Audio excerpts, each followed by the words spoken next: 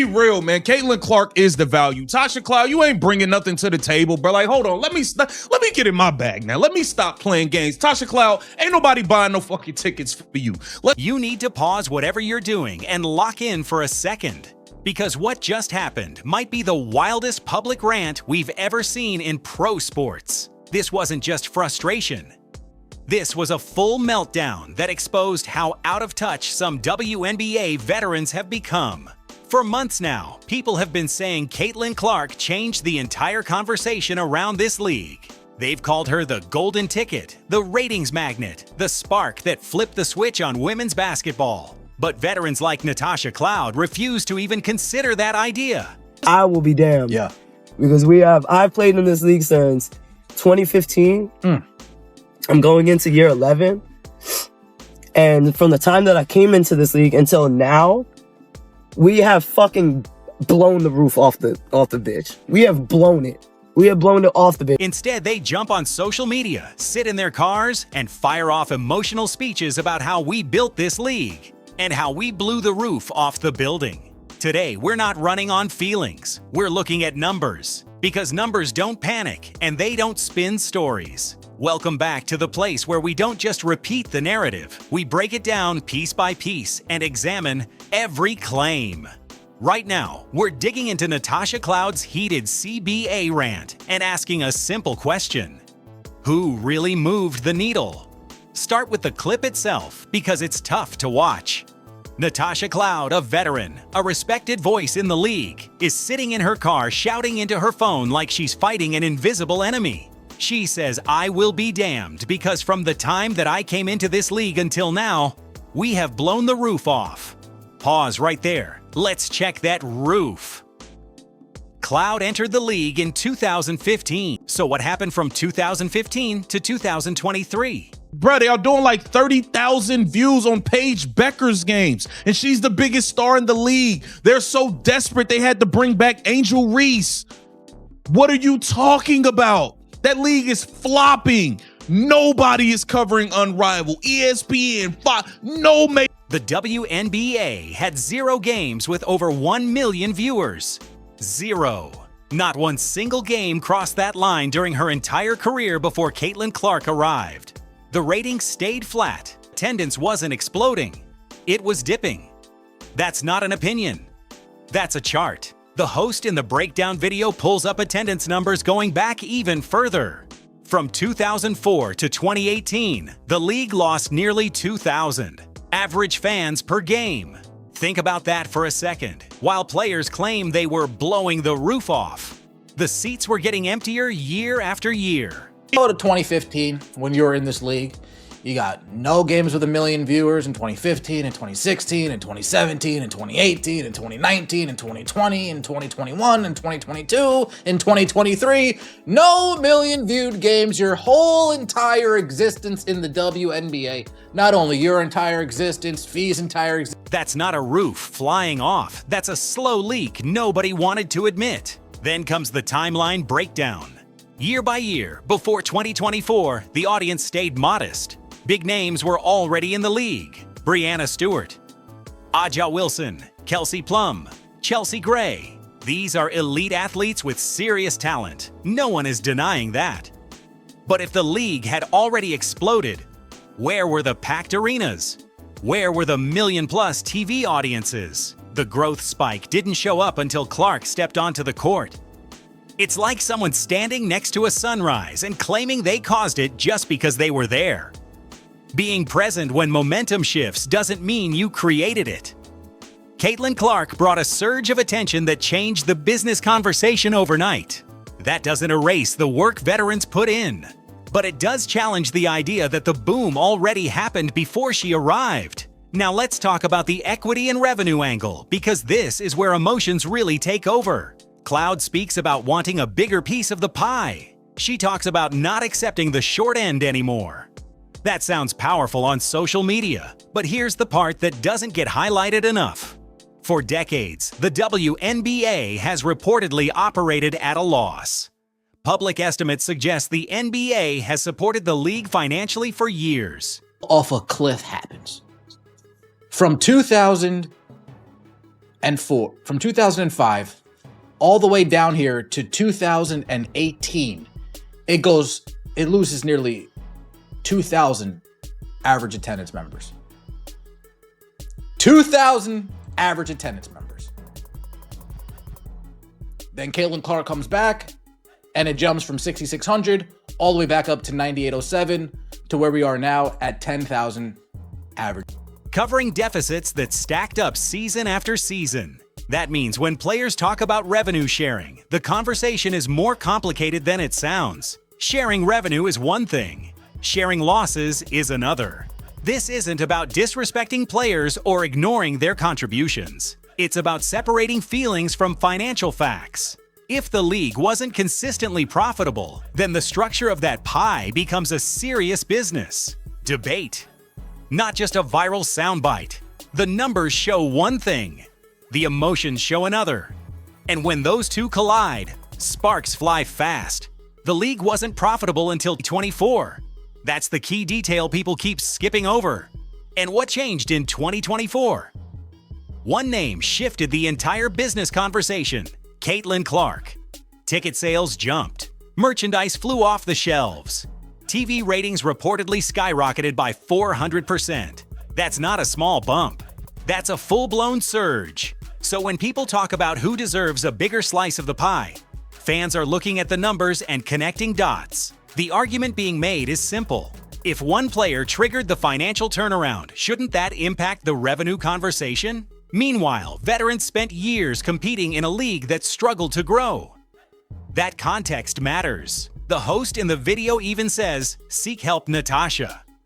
It sounds blunt, maybe even harsh, but it reflects how frustrated a large part of the fan base feels right now. Supporters believe they're watching players clash with the very audience that just revived the league's spotlight. From that perspective, it feels like pushing away the momentum instead of protecting it. That tension is real. Think about it from a business angle. Imagine investing millions into a company that runs at a loss for 2 decades. Then suddenly, one new employee joins and profits spike for the first time ever.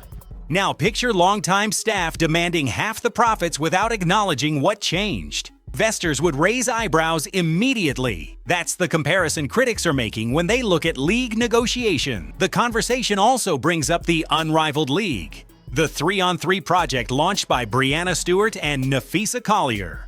Natasha Cloud participated. It was promoted as a showcase for elite talent, featuring many established stars. But one headline name was missing: Caitlin Clark. And according to critics, the buzz didn't match. The hype. Ratings were described as underwhelming. The mainstream attention just wasn't there. To some observers, that became another data point. Proof, in their view, that Clark currently draws a different level of public interest. Whether that's long-term or temporary is another debate, but the contrast stood out. Then there's the issue of the new fan base. Some players have raised concerns about negative behavior online and toxic commentary. That's a serious topic, and no athlete should deal with harassment. At the same time, many new viewers feel unfairly labeled. They see themselves as excited supporters who bought tickets, tuned into games, and invested emotionally in the league's growth. That disconnect has created friction. Natasha Cloud has been outspoken about social and cultural issues, and that has energized some fans while pushing others away. For supporters who just discovered the league, the tone can feel confrontational. Instead of feeling welcomed into the community, they feel questioned.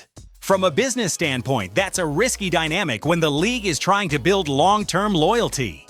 At the end of the breakdown video, the host points to a graph charting attendance from the early 2000s through 2018. The line trends downward for years. Teams struggled.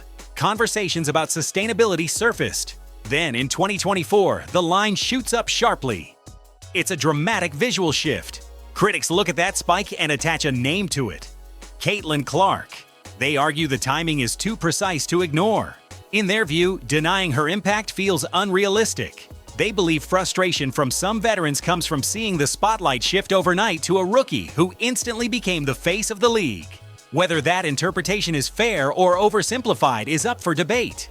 But one thing is clear: 2024 changed the energy, the finances, and the national conversation around the WNBA in a massive way. Now look at the timing of this rant, because that part matters a lot. CBA negotiations are reportedly stalled. There's tension in the air. Adam Silver has publicly called for urgency. The clock is ticking, and the season's stability is part of the conversation. In the middle of all that, instead of cooling things down, we get emotional social media speeches and massive demands thrown into the spotlight. The players are pushing for a 50-50 revenue split. They want a major salary cap jump. They want dramatic changes immediately. From a fan perspective, that sounds bold. From a business perspective, critics are asking a tough question. Can you split revenue that hasn't consistently existed? Owners are reportedly looking at projections and thinking long-term survival. If expenses explode faster than income, the math stops working. That's not personal. That's economics. There's also a layer of concern about protecting the league's biggest draw. Right now, a huge amount of national attention is centered on Caitlin Clark. Networks promote her. Arenas sell out when she visits. Sponsors line up. So when games get overly physical or tensions spill over publicly, fans worry. They see the league's momentum tied closely to one rising star and fear anything that could slow it down. Fair or not, that perception is powerful. The host in the video claims that very few players have directly said Caitlin changed this. Instead, they talk about the growth of the game or the moment we're in. Big names like Aja Wilson and Breanna Stewart speak about collective progress, but they rarely single out Clark by name. To some fans, that feels intentional. They interpret it as silence. They interpret it as pride getting in the way of honesty. Whether that's accurate or not, the optics are tricky. In sports history, when a generational talent arrives, veterans usually acknowledge the shift. When Michael Jordan entered the NBA, established stars recognized his impact quickly. They competed hard, but they didn't pretend nothing changed. That public acknowledgement helped the league feel united instead of divided. Scroll through the comment sections and the frustration jumps off the screen. One commenter called the rant breathtakingly foolish. Harsh words, yes. But the emotion behind them reflects a broader feeling. Many fans believe they're being told not to trust what they're seeing. They see packed arenas when Clark plays. They notice rating spikes in her games. Then they hear statements claiming the explosion happened long before she arrived. That gap between data and messaging creates tension fast. What happens if the CBA talks collapse? What if there's a lockout? The WNBA isn't the NFL with endless financial padding. Momentum in sports can fade quickly. Casual fans who just tuned in could drift away if there's no season to watch. That's the gamble everyone is weighing right now. Ironically, a canceled season could hurt Clark too. She would lose a year of development and visibility during her prime window. But critics argue some veterans seem willing to risk it all to secure leverage. From that viewpoint, it looks like pride versus pragmatism. And that's a dangerous game in a growing league. Then comes the NBA comparison.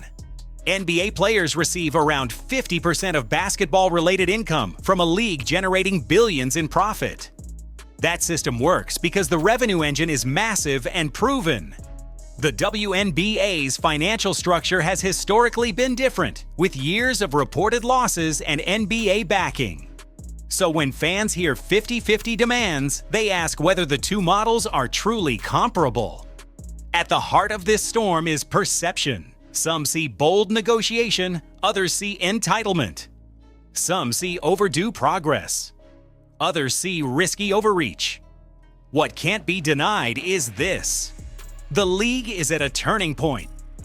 The spotlight is brighter than ever. The money conversation is louder than ever. And every word spoken right now carries serious weight. Adam Silver's patience is reportedly wearing thin, and that detail shouldn't be ignored.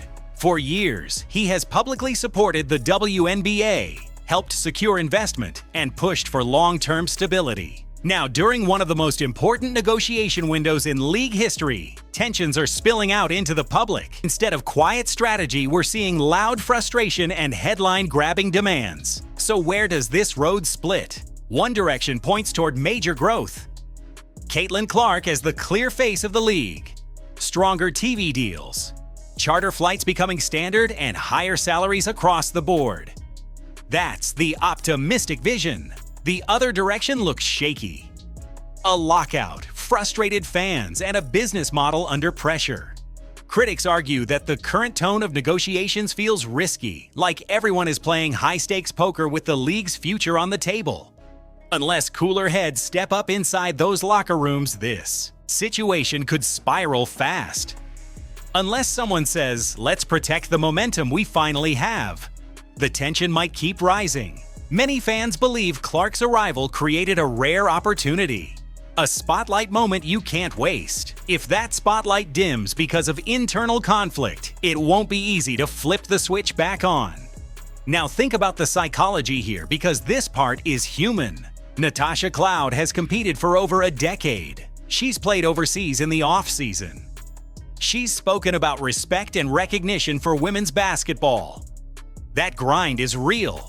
For years, players pushed forward without the national buzz they felt they deserved. Then suddenly, attention explodes. But it centers heavily on a rookie. That shift has to sting on some level. Critics say instead of channeling that frustration into competition, some veterans are channeling it into narrative control. They're trying to reshape the story, framing growth as purely collective rather than acknowledging a specific spark. But fans have long memories and the data is archived. They see clear lines on the graphs before 2024 and after 2024. That contrast fuels the argument that this era has a defining catalyst. The host ends his video with a blunt message: "Seek help, Natasha." It's dramatic, yes, but it reflects a plea for perspective. The claim is that the league needs a reality check grounded in numbers, not pride. Attendance dipped for years. Financial reports showed struggles. Then 2024 arrives, and the trend line spikes sharply upward. That visual is hard to dismiss.